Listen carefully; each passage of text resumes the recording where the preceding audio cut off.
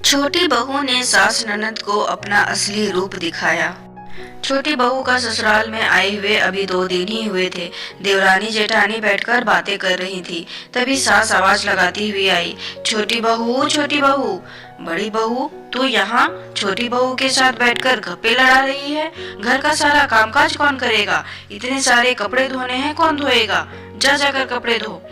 बड़ी बहू ने कहा, मैं जाती हूँ माँ जी। तुम बैठो राधा, मैं जाकर घर का कामकाज करके आती हूँ।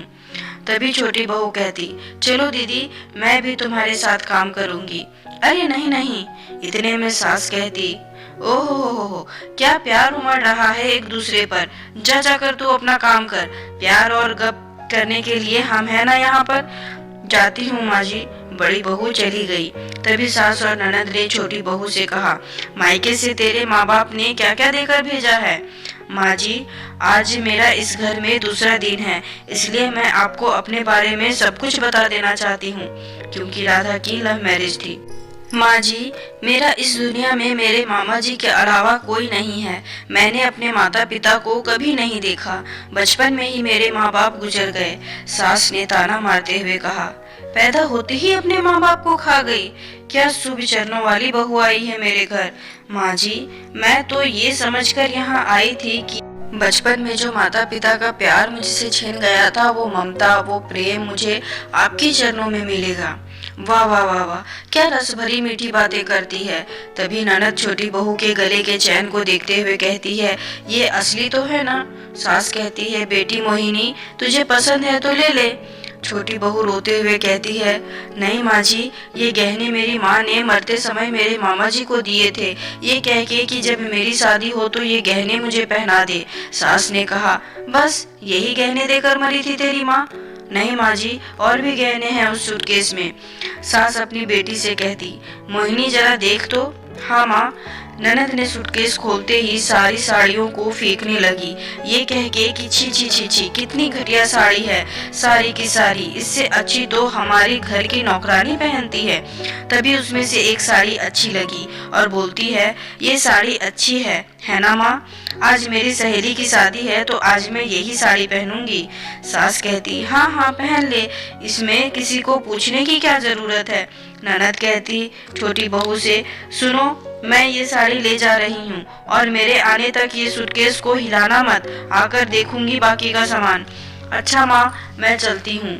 अब छोटी बहू का सब्र का बांध टूट गया। उसने ननद के हाथों से साड़ी छीनते हुए कहा, ठहरो। सास ने कहा, छोटी बहू, ये तुम क्या कर रही हो?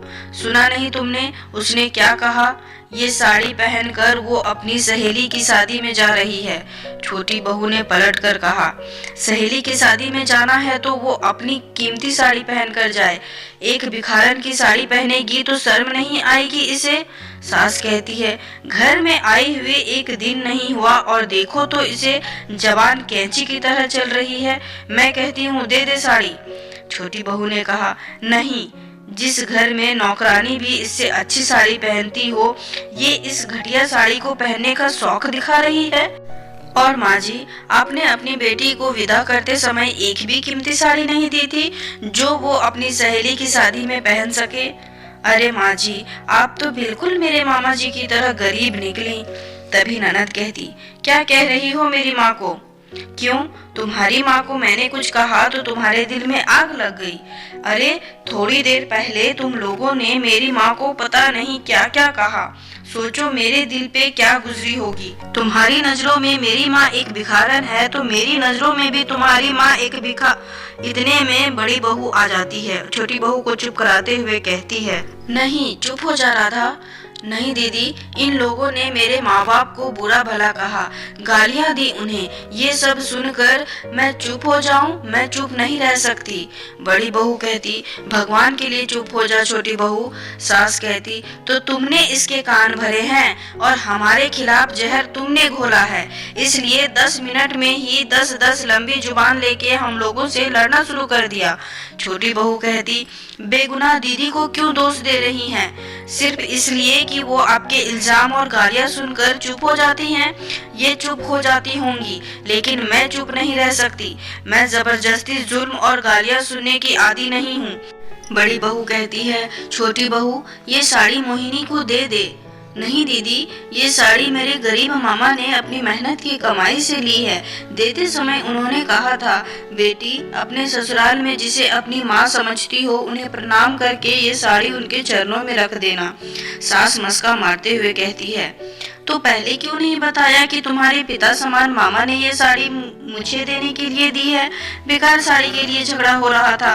बेटी लाओ वो साड़ी मुझे दे दे। छोटी बहू ने कहा, जी नहीं, ये साड़ी आपके लिए नहीं है। छोटी बहू ने साड़ी बड़ी बहू के चरणों में रख दिया। इतने में बड़ी बहू कहती, ये क्या राधा, तुमने माँ जी के होते हुए ये साड़ी मुझे दे दी। छोटी बहू भावुक होते हुए बोली, माँ का प्यार कभी पाया नहीं मैंने, बस एक ही आस लगाए रहती थी, जब कभी ससुराल जाऊंगी तो सास की गोद में सर रखकर खूब रोऊंगी, उनसे माँ का खोया हुआ प्यार फिर से पालूंगी। लेकिन इन्होंने माँ नाम के शब्द का इतना अपमान किया है कि जो तस्वीर मैं अपनी माँ की बनाकर आई थी, इन्होंने तानों के पत्थर मार मार के उनके टुकड़े टुकड़े कर दिए। अरे इन्हें माँ कहना भी ममता की तौहीन होगी। तभी ननद कहती, सुन लिया, ये दो कौड़ी की लड़की कैसी बड़ी बड़ी बातें कर रही है। ठहर जा, मैं अपनी सहेली की शादी से आती हूँ, फिर मजा चखाऊंगी। ये कहकर जा ही रही होती है कि इतने में छोटी बहू ने ननद का हाथ पकड़ते हुए कहा, ठहरो, जाने से पहले तुमने जितनी भी चीजें उठाकर बाहर फेंकी है इन्हें पैक कर दो। ननद बोली, क्या मैं रखूंगी?